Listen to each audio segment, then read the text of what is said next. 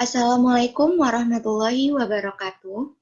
Perkenalkan, kami dari kelompok 1 akan mempresentasikan perencanaan pesan-pesan bisnis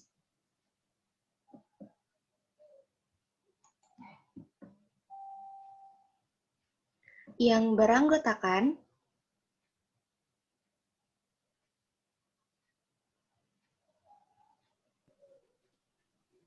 Saya Fitrotun Nisa, nomor NIM 19326101844.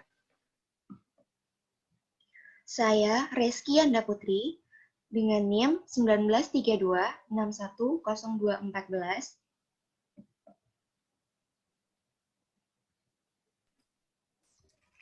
Saya Saskia Maharani dengan NIM 1932610121.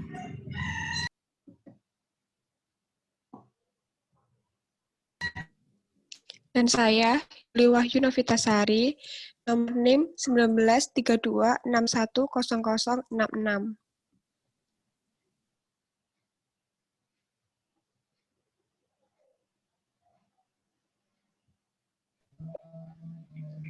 Proses-proses penulisan pesan bisnis.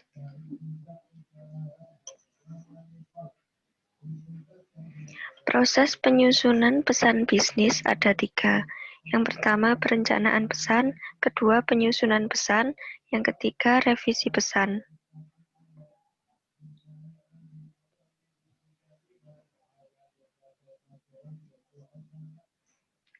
Perencanaan pesan bisnis. Perencanaan pesan merupakan suatu langkah strategis bagi pencapaian tujuan organisasi secara menyeluruh dan merupakan salah satu faktor penentu keberhasilan komunikasi. Pesan-pesan bisnis yang akan mudah pencapaian tujuan komunikasi.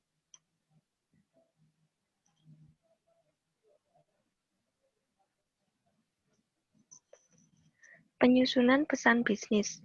Setelah tahap perencanaan, selanjutnya ide atau gagasan dituangkan ke dalam pesan tertulis. Pengorganisasian dan penyusunan di dokumen dimulai dari penyusunan kata-kata, kalimat, paragraf, serta memilih ilustrasi yang akan digunakan untuk mendukung ide atau gagasan.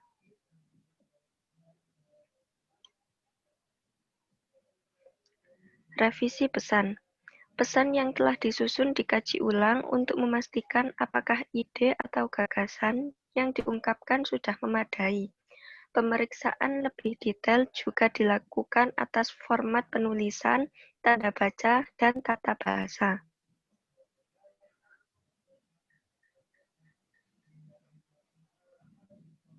Pentingnya proses komposisi.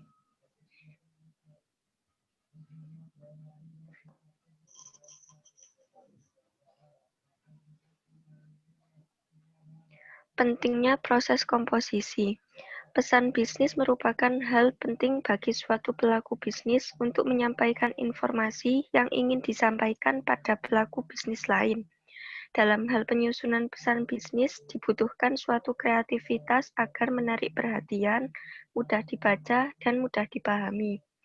Agar pesan-pesan bisnis dapat menjadi komunikasi yang efektif, maka diperlukan pemahaman terhadap proses penyusunan pesan bisnis dalam komunikasi bisnis.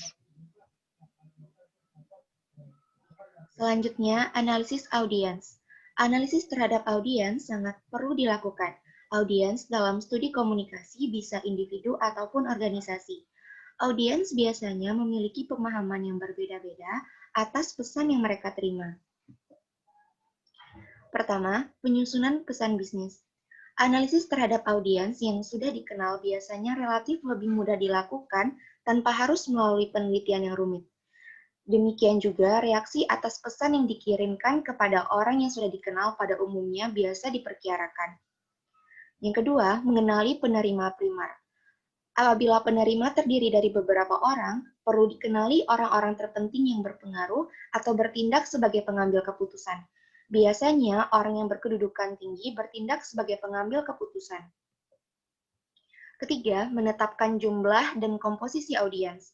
Jumlah penerima juga mempengaruhi pesan bisnis. Menulis pesan bisnis yang ditujukan hanya kepada satu orang akan berbeda dengan pesan bisnis yang ditujukan kepada banyak orang. Keempat, mengukur tingkat pemahaman audiens.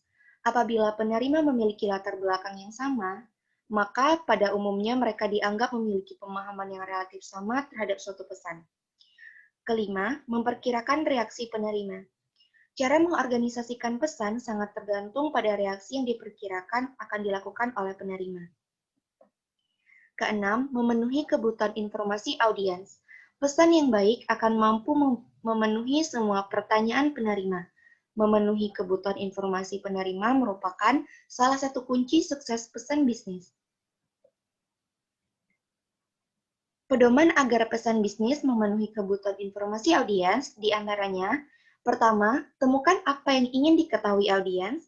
Kedua, antisipasi pertanyaan yang tidak diungkapkan. Ketiga, berikan semua informasi yang diperlukan oleh audiens.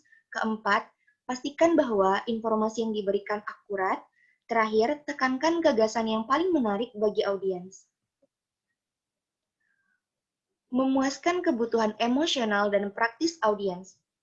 Pesan yang bertujuan membujuk dan bekerja sama seringkali gagal mengubah keyakinan atau perilaku audiens. Hal penting yang harus diingat bahwa pesan bisnis disampaikan kepada audiens yang juga melakukan kegiatan bisnis.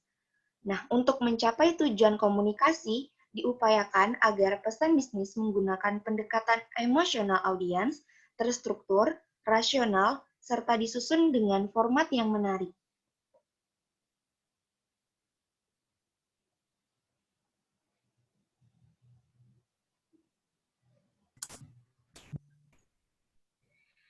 Selanjutnya, penentuan ide pokok.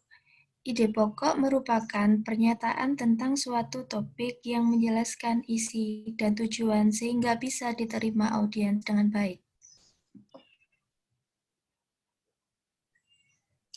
Teknik untuk menentukan ide pokok. Ada 3. Yang pertama, brainstorming, yaitu penentuan ide pokok dengan membiarkan pikiran mencari berbagai kemungkinan ide pokok secara leluasa. Yang kedua, petunjuk atasan. Dalam organisasi, cenderung meminta petunjuk atasan dalam menentukan ide pokok.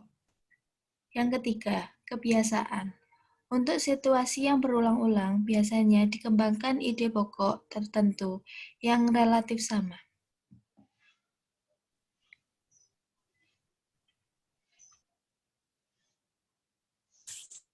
Kemudian, seleksi saluran dan media komunikasi. Pesan-pesan bisnis harus sesuai dengan situasi yang ada. Ide-ide dapat disampaikan melalui 2 saluran, yaitu saluran lisan atau oral dan tertulis atau written.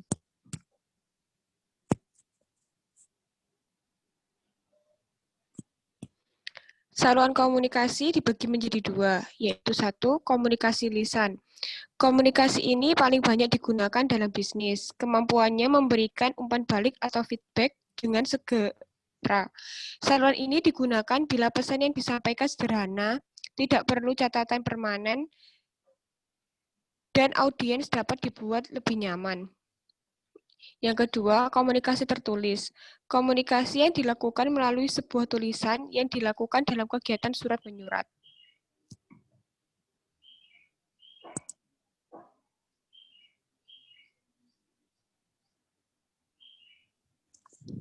Kemudian media saluran. Media pada saluran lisan yaitu percakapan tatap muka seperti pidato, rapat, konferensi, dan seminar. Telepon atau voicemail, radio, televisi, komputer, pita audio dan audio, teleconference, dan video conference. Kemudian untuk media pada saluran tertulis yaitu surat, memo, laporan atau proposal, elektronik email atau email, telepon atau SMS, komputer, fax, dan telegram. Sekian presentasi kelompok 1 tentang perencanaan pesan-pesan bisnis. Terima kasih yang telah menyaksikan video kami. Wassalamualaikum warahmatullahi wabarakatuh.